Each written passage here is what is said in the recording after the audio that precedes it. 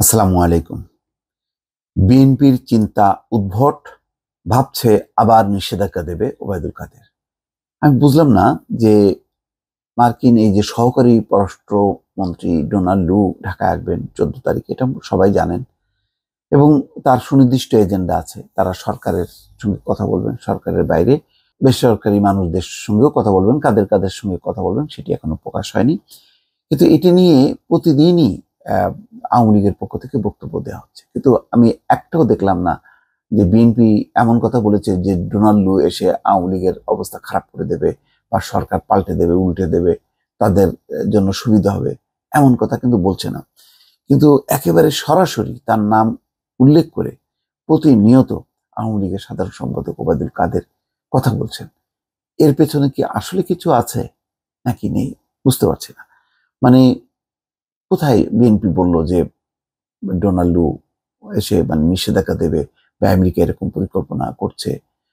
আমি তো শুনিনি, বা কেউ জেনেছে তাহলে তো গণমাধ্যমে রিপোর্ট হতো। তিনি কেন বলছেন এটা?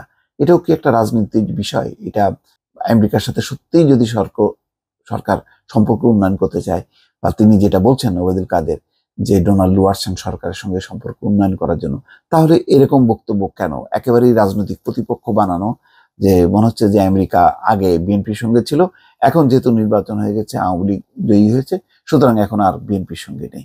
মানে এরকম সহজ সরলীকরণ একটা কথা ছুড়ে দেয়া আমেরিকার উদ্দেশ্যে।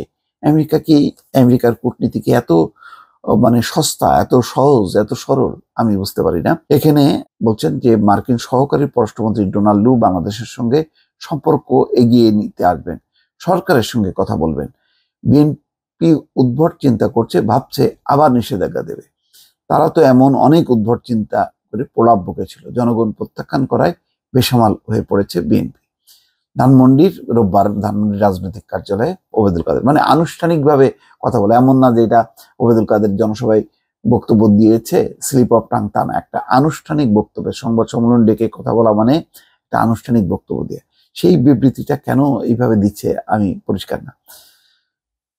আওয়ামী লীগের সাধারণ সম্পাদক বলছেন, দ্বাদশ জাতীয় সংসদ নির্বাচনের পর প্রধানমন্ত্রী শেখ হাসিনাকে অভিনন্দন জানিয়ে পাঠানো মার্কিন প্রেসিডেন্ট জো বাইডেনের চিঠির ফলো আপ করতে ডোনাল্ড লু বাংলাদেশে আসছেন।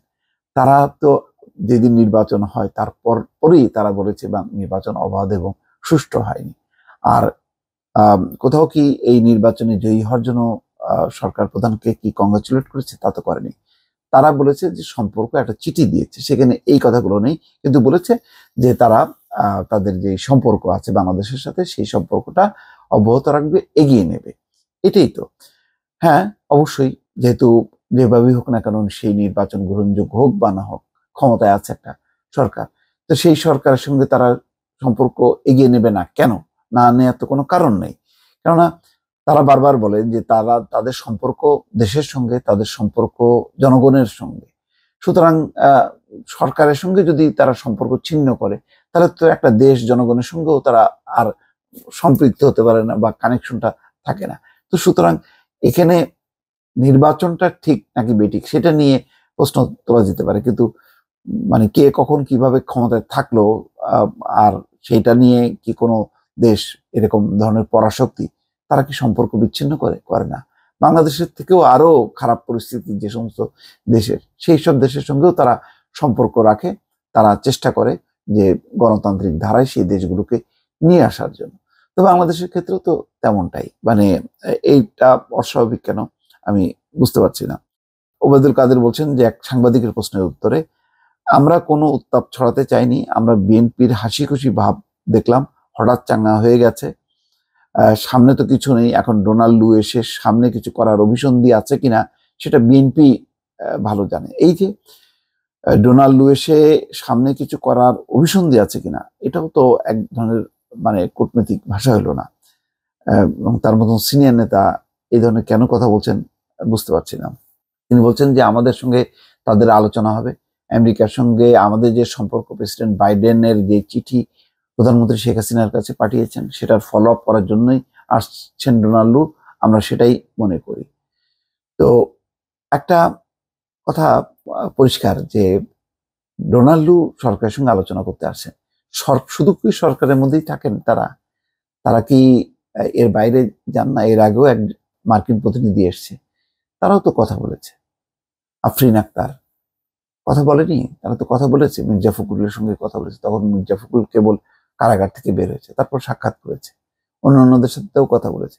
যেসব সুশীল সমাজের যাদের সাথে কথা বলেছে সেটা সরকার পছন্দ করেনি, কিন্তু তারপরও তারা কি সেটি থেমে থেকেছে? থাকেনি তো। তো সুতরাং এত সরলীকরণ করা ঠিক না। মানে মার্কিন যুক্তরাষ্ট্র কোনোভাবেই ভারত, রাশিয়া বা চীন না যে তারা শুধু আসবে আর সরকারের সঙ্গে বৈঠক করবে, তারা দাওয়াতও যখন দিবে শুধুমাত্র সরকারি দল বা সরকারকে দেবে, এমন কূটনীতি পৃথিবীতে মার্কিন যুক্তরাষ্ট্র করে না। দর্শক ভালো থাকবেন। আল্লাহ হাফেজ।